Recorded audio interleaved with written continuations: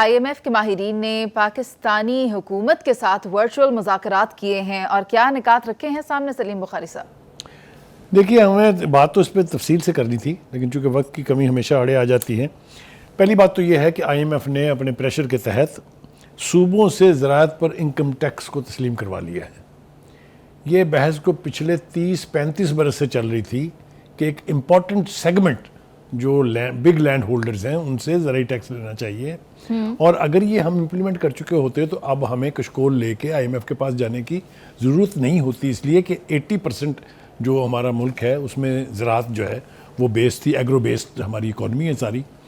तो वो उसमें कामयाब हो गए हैं कि जनाब ऐ तो तुहानू करना पैना है जी। जो अच्छी बात है वो ये कि इस पर सूबे भी तैयार हो गए हैं, वरना पहले रिजर्वेशंस होती थी सूबों की, विफाक की ख्वाहिश थी कि ज़री टैक्स लिया जाए, लेकिन सूबे नहीं मानते थे। इस दफ़ा सूबे भी मान गए, और अब जो लेटेस्ट इत्तलात हमारे पास हैं वो ये है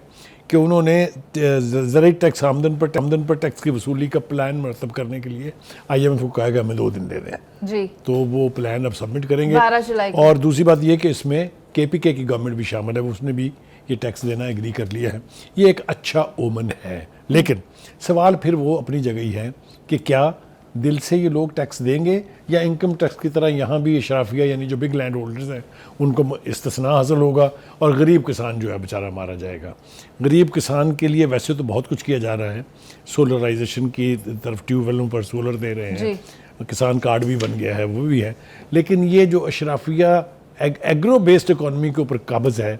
उनसे टैक्स लेना जो है वो बहुत ज़रूरी है। और जैसा मैंने कहा कि अगर हम इसमें कामयाब हो जाते हैं तो हमारे बहुत से मुआशी मसाइल जो हैं वो हल हो जाएंगे। दूसरी तरफ हम देखते हैं जो दूसरा इशू हमारे सामने है, मुज़ाकरात नाकाम हुए हैं, वो है जो फ्लोर मिल्स और FBR के दरमियान जो मुज़ाकरात हो रहे थे कि खुदा के वास्ते ये जो 200 रुपये फी थैला टैक्स आपने लगा दिया विद होल्डिंग टैक्स, ये वापस ले लो, आटा महंगा हो जाएगा और लोग हमारी जान को आएंगे जी।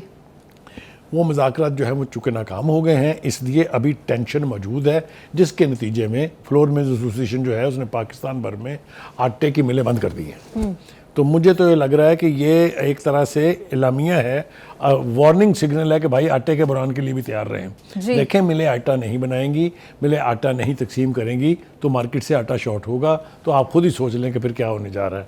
एक तरफ ये है, दूसरी तरफ ये है कि किसानों के साथ हमने सलूक बहुत बुरा किया हुआ है। आपको याद है कि गंदम की स्पोर्ट प्राइस जो है वो 3900 रुपये जो है तय हुई थी, 3200 रुपये पे लेके किसान सड़कों के ऊपर अपनी गंदम रख के बैठे रहे हैं। वो मंजरनामे हमने देखे भी, हमने उसके ऊपर प्रोग्राम भी और ये जो अभी सूरत हाल बनी जिस पर किसान बड़े ही परेशान हाल नज़र आए। मैंने कहा ना आपसे कि एक तरफ तो किसानों के साथ आपका ये सलूक है हुकूमती सतह पर, दूसरी तरफ मिल्स मालिकान के साथ भी आप बैठ के कोई फ़ैसला करने के लिए तैयार नहीं है। तो ओवरऑल मैं एक तरह का आटे का बहरान जो है वो कई सालों के बाद फिर से इमर्ज करता हुआ मुझे दिखाई दे रहा है। हम तवक्को करते हैं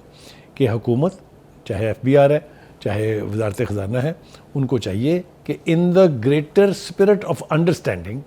and giving relief to the poor man, क्योंकि आटा जो है ना ये सिर्फ अशराफिया नहीं, आटा तो हर घर में खाया जाता है ना, तो खुदा के वास्ते रहम करें उनके हाल के ऊपर, और जितना रिलीफ उनको आप दे सकते हैं। अगर ये 200 रुपये थैले के ऊपर जो टैक्स आपने लगाया है इसको वापस लेने से सूरत हाल संभल सकती है, बेहतरी आ सकती है इसकी, तो इसको ज़रूर कंसिडर करना चाहिए और इसको ख़त्म कर देना चाहिए।